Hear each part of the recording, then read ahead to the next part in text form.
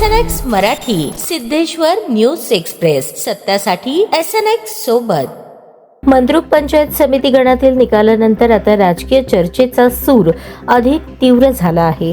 निवडणुकीदरम्यान आमदार सुभाष देशमुख आणि मनीष देशमुख यांच्या प्रतिमेचा प्रभावी वापर करून मत मागितले गेले.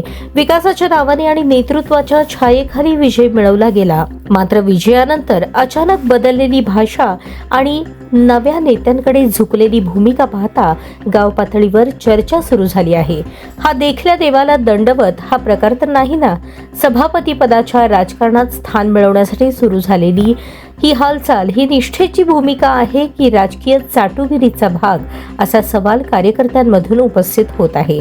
निवडणुकीपूर्वी एका नेतृत्वाचा आधार घेणे आणि जिंकल्यानंतर वेगळ्याच दिशेने पावले टाकणे, यामुळे मतदारांच्या मनात संभ्रम निर्माण झाला आहे. राजकारणात समन्वय आवश्यक असतो, मात्र सातत्य आणि स्पष्टता नसली तर चाटुगिरी आणि संधी साधूपणा या शब्दांना खतपाणी मिळते.